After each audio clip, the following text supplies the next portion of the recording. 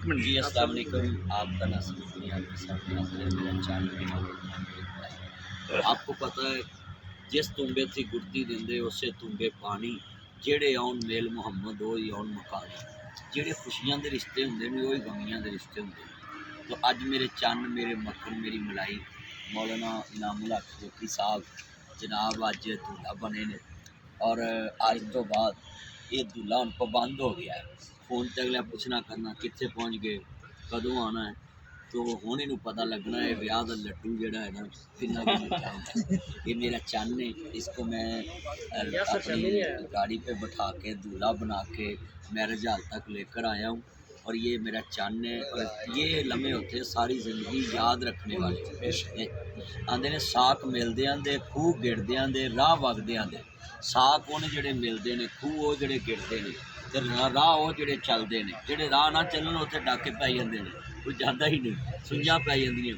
तो मैं बहुत मुबारकबाद पेश करता हूँ मौलाना साहब आपको शादी मुबारक हो और आपकी आने वाली दुल्हन आपसे बिल्कुल हमेशा यही कहे बिस्मिल्लाह वेलकम टू बैक होम। जो तुम घर बढ़ो तो बस बिस्मिल्लाह की आवाज़ आए तो तेरी जी मुस्कुराहट दसदी है ना तू बिस्मिल्लाह में बड़ा तरसिया है। तो अल्लाह मेरे चंद की उम्र च भी बरकत पाए और चंद की अल्लाह पाक आने वाली जितनियां घड़ियां ने खुशियां ना दोबारा कर। आमीन आमीन। मैं बहुत शुक्रगुजार हूँ सबसे पहले मौलाना नासिर मदनी साहब जो अपना इंतहाई कीमती वक़्त निकाल के हमारे साथ हमारी खुशियों में शामिल हुए हैं। यकीनन ये खुशियाँ और गमियाँ ही एक ऐसा मौका होती है जहाँ पे अपनों और बेगानों का पता चलता है।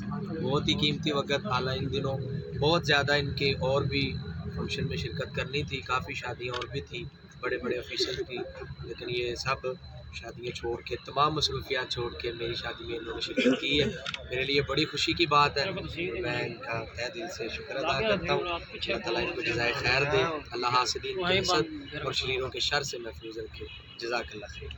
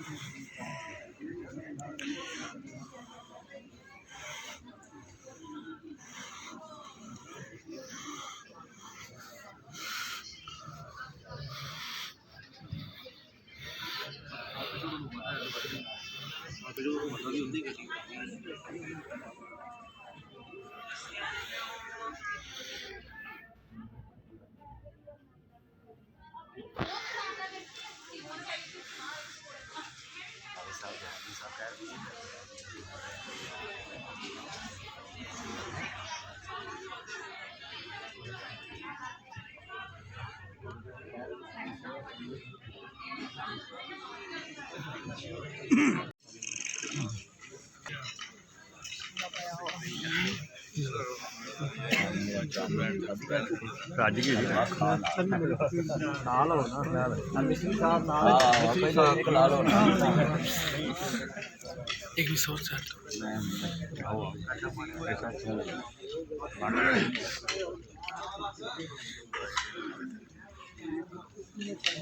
वो दूल्हा कल्ला चल और अभी जो भजन है तुझे आज तक भजे हो हैं यार बिल्कुल से ठीक है।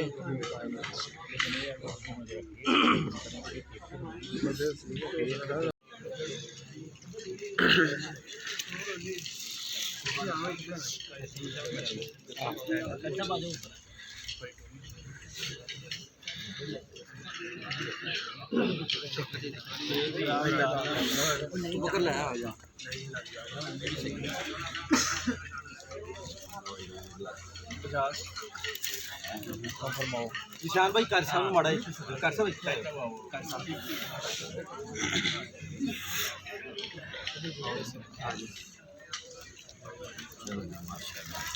अब भैया इधर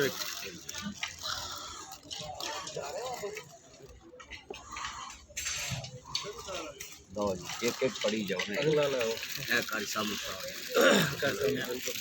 चलो ए अल्लाह साहब ने चलो चलो जी, चलो एंड ठीक